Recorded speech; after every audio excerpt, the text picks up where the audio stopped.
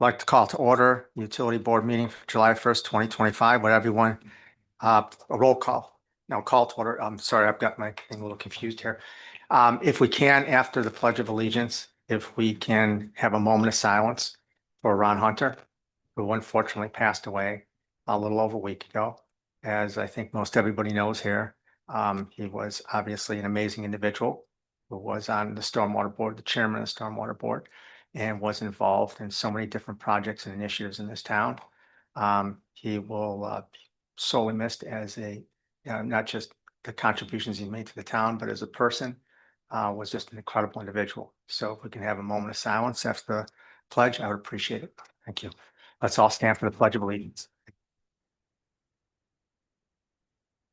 Pledge of Allegiance to the flag, United States of America, and to the republic for which it stands, one nation under God, indivisible, with liberty and justice for all.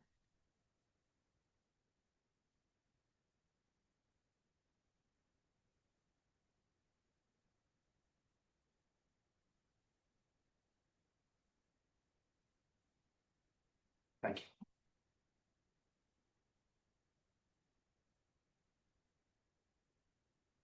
Roll call, Sue, please. Jeff Becker, Here. Alex. Here. Ed. Here. Jeff Senzian. Here. Frank. Here. Next item on the agenda is citizens input. I see we have a couple council persons here this evening who are also citizens. Mary Tanis, I represent Ward 4 on the Dyer Town Council. After what happened last week, I just want to say thank you to everybody that was involved. I think all of us saw collaboration, communication was excellent in getting that major issue solved. I've talked to residents, I've talked to business people, they all had the same thing. They were so grateful for the communication that was spelled out exactly what was going on, and they do appreciate it and looking forward to a successful repair, and that's coming in the future. So thank you very much for doing that. It was really appreciated by a lot of people. Thank you. Thank you. Okay, having no other citizens input, I'll move on to the consent agenda. Do I have a motion regarding the consent agenda? A motion the approval of consent agenda, including the meeting minutes of June 3rd, 2025, the sanitary claims in the amount of $164,736.15. Water claims in the amount of $252,296.45. The monthly financials report for June of 2025, the sanitary treatment plant operations report for May of 2025, water treatment plant operations report of May of 25, and public works activity report. I'll second that. I have a motion, a second. Do I have any discussion? There being none, roll call, Sue, please. Yes, Jeff Becker, Aye. Alex. Aye. Ed. Aye. Jeff Senzian. Aye. Frank. Aye. Next item on our agenda is reports. The first item under reports is the town council liaison report. Councilperson Grisovich, do you have a report to make this evening? To make this evening, I just also wanted to ditto Councilwoman Tanis's comment on the situation with the water main break. A lot of gratitude to everyone involved in helping bring resolution to that. That's all. Thank you. Next item on the agenda is the attorney's report. Attorney Reed, would you like to make a report? And can you also make sure that the microphone is turned on as well?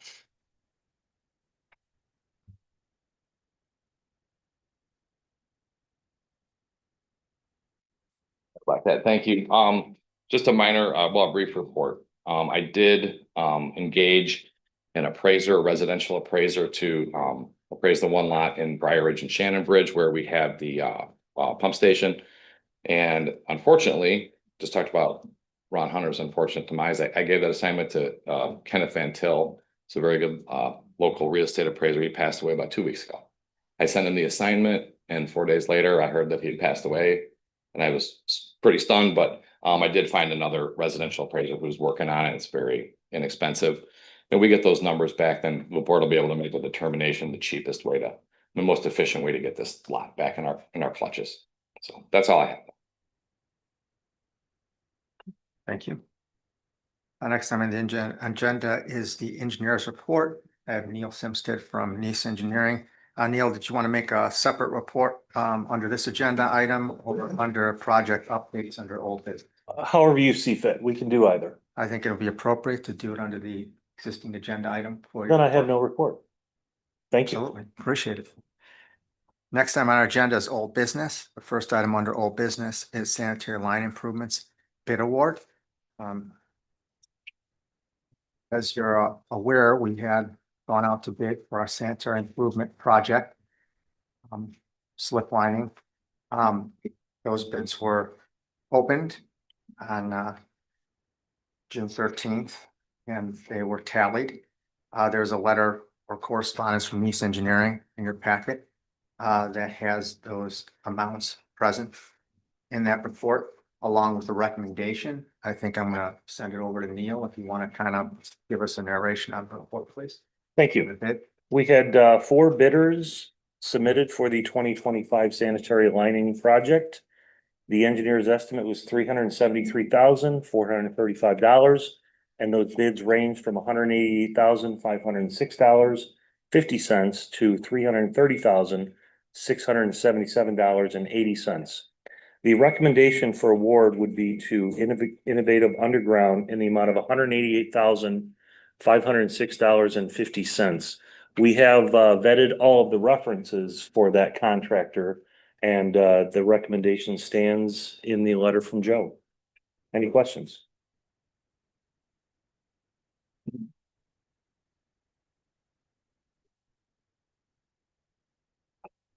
The notice of award is in Frank's possession, so should you consider that favorably, we can begin the process of preparing the contracts, bonds, and insurance with the general contractor to keep that project moving forward. Make that recommendation, engineering. I have a motion. Do I have a second?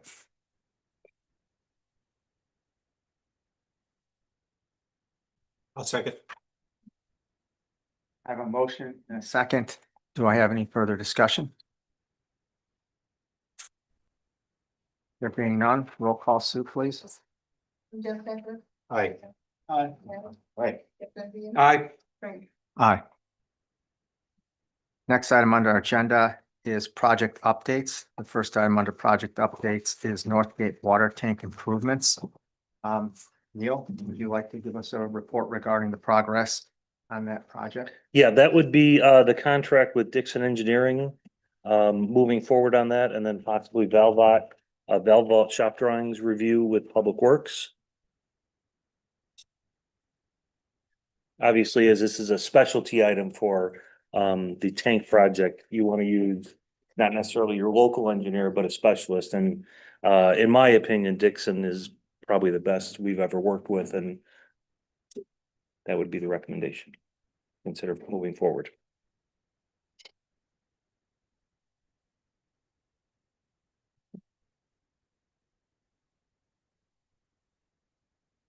The next item on the agenda is Jackson Court Lift Station. Yeah, this is obviously a challenging site. We have completed field work and public records research, and we've made contact with the pump suppliers and are moving forward with what's going to be required on that system to upgrade it to what standards you would have today. Should it be reconstructed in its either current location or in a connection location similar in area, and then looking at the downstream challenges you have potentially for capacity and force main and the gravity conveyance system. Okay, so I guess we look forward to additional updates on that. as you move Absolutely. Through it. Any other questions for Neil? There being none, I'll move on to new business. First item under new business is a proposal for the 2025 sanitary sewer lining construction service engineering for the project that we just awarded the bid for. Neil, if you'd like to introduce this proposal. Yes, this is a obviously a not to exceed proposal in the amount of $28,000, and it would be for construction field services for the contractor that was awarded recently earlier in this meeting for the 2025 lining project, and that would be in terms of reviewing their contracts, their bonds, their insurance to protect the citizens and ratepayers of the town of Dyer, and then also reviewing their shop drawings and providing field inspections during construction and project closeout.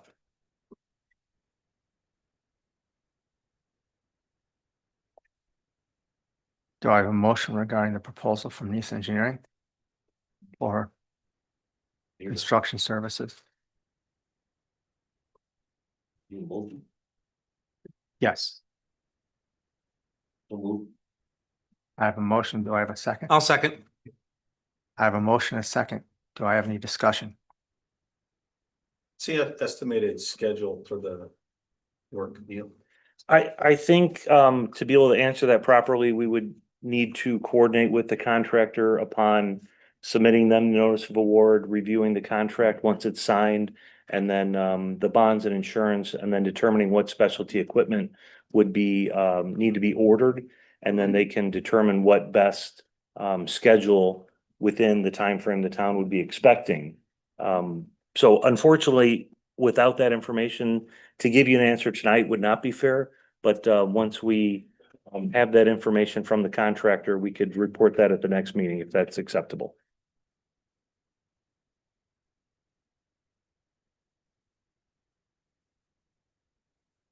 Any further discussion? Roll call, Sue, please. Jeff Becker, Aye. Alex. Aye. Ben, Aye. Jeff Sensi. Aye. Aye. Next item on the agenda is the water main break at 213th and Harrison Avenue. As I think many of you already know, we had a water main break that wasn't not only at 213th Harrison Avenue, although there was one there. There was an accident there where a hydrant was hit, and the resulting water hammer throughout the system resulted in 4 water main breaks at the corner of 213th and Harrison, at the intersection of 213th and Monticello, in front of Barberry Apartments, as well as at the end of Wildflower Lane. And Jeff, if you wanted to give some additional Sure. detail on that. Again, I think as Frank described, we had a vehicle incident at that corner of Harrison and 213th that resulted in a water hammer that, created 4 water main breaks. Between Public Works crews and Calumet City Plumbing, within the first hour, 2 hours, we were able to get all the valves, those locations isolated and shut the water down because the water was leaving out at a very rapid rate. So once that was all isolated, we were able to, between our crews and all the stuff, get all the water main breaks repaired, with the exception of the one on Wildflower, which they were able to get it fixed early that morning on Sunday morning. But there's going to be some additional repairs that are going to happen tomorrow to finish up the project. Because again, every time they would fix it, it would break in another spot further down. So they were able just to get it to a point where it was capped off, where the hydrant on that end of that cul-de-sac was it's still offline, but then they're going to be out there tomorrow to get that final repair done. So again, we got roads reestablished in the sense of basically with better term, patched and stuff like that. But we're gonna have a contractor come out there and fix those properly. And then again, really appreciate all my guys working hard that night. Again, it was a long evening, so again, and all the fire and police department with their help as well. So again, pretty much what happened that night. How much water do you think we lost? Estimate, just based on, I would say somewhere between 500,000 gallons to 1 million gallons. That's what I figured. And the majority of that was in that first hour and a half. Yeah. So, the town, I think PSI was at 24 PSI. So it was close. Which is why we had to do the emergency shutdown in those areas to, again, we had the boil advisory for those locations, but again, the remainder of the town did not have to have that boiler. And then the resulting testing under the boil advisories for those particular sections came back with no With no contamination, no correct? contamination is correct. Now, unfortunately, because when we do the repair tomorrow, we'll have to do another boil advisory for Wildflower Lane. But it's unavoidable because we have to actually shut that line down and actually open it up to get all the repairs, because we're actually gonna take that last segment of that line and actually replace the actual hydrant and the section of pipe that's still in question. Yeah, whenever we have a loss of pressure, we have to do a boil advisory for those individuals that are served by it.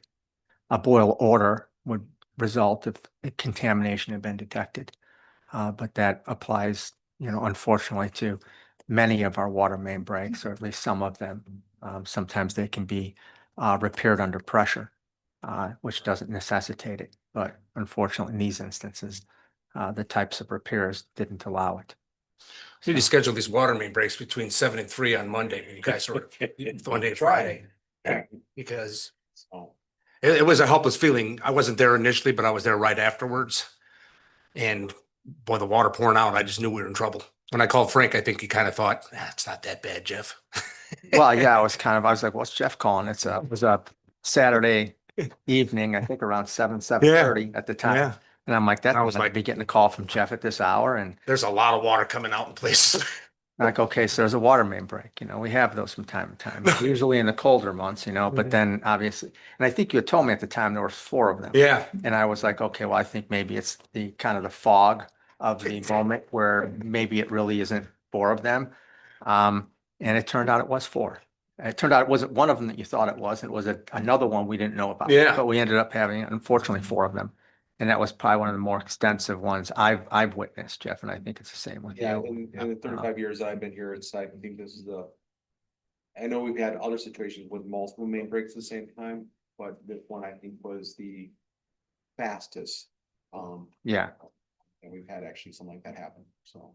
yeah, it was So a loss. John, clearly, I think we would make a claim against the, property owners that struck our hydrant. Is there a precedence then for the trickle down effect for, the subsequent breaks that are a result from that water hammer? Consequential damages, yeah, I mean. They would be included whether they're covered by the person's policy or not, the other issue. Sometimes they only do compensatory, they don't cover punitive and consequential damage, most policies will. I would imagine that the limit I couldn't tell, Sure. hopefully it's at least a 100, 300. property policy. But yeah, sure. And so, Fine print on an insurance policy, will never be the same again. yeah. And that is, We are prepared to send Yes. invoices to the insurance for working with Public Works. I think we're thinking the same thing, the attorney was thinking, there's probably also some caps on the auto insurance that we probably will hit. Very, very early in the claims, so.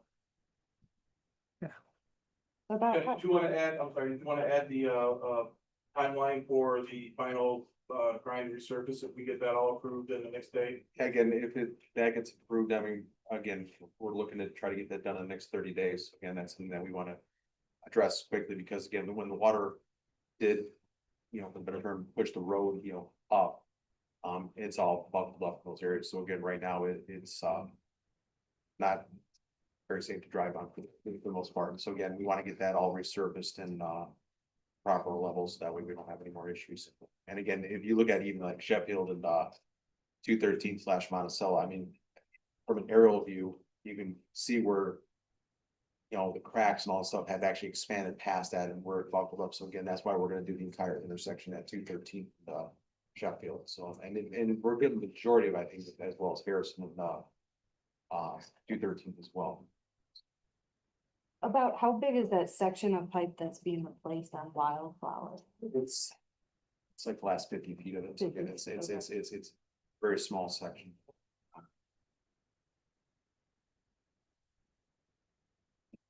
any other questions regarding the water main break? Frank, this may be a matter of protocol, but I don't think you got a second on Jeff's motion from water breaks from 7 to 3 through Thursday. Yes, I think you're accurate on that Okay, statement. just for So, clarity. yeah, that was, we only, There'd be nothing worse than standing there knowing I need valves shut off. But we gotta call people out to do it. Yeah. I knew we were in trouble. That's why I called Frank right away, and I think Bob called you. Yeah, and actually that was ironically, I had I was on the phone with my guys from the water plant, because they were describing a situation at the booster station, saying that our tower went from 25 feet down to 9 feet. It was all on the I'm ground. going, that's not possible. I honestly think that, there's a problem with the sensor. So I think we should go out there, because I'm sure if we had a water main break, something of that magnitude, I would have heard about it now, and literally the phone rang from Bob. So again, I was like, okay. I guess it is a water main break. I've never seen anything like that. Yeah. Yeah, that was pretty extensive. And I think in regards to the surfaces, Jeff, we talked about resurfacing those areas. And I just want to make it clear that obviously the pavement is in poor condition as a result of the patching and the repairs that we made, but it is certainly a drivable surface, right? And safe to drive on, correct?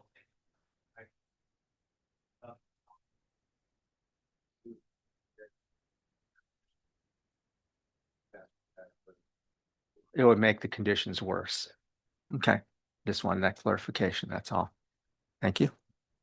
Any other questions regarding the water main break aside from Neil's regarding a motion for when those are allowed to occur?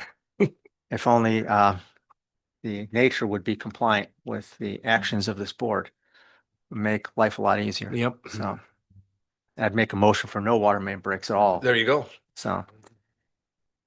Okay, there being no other discussion. Next item is any and all. Do I have anything for any and all?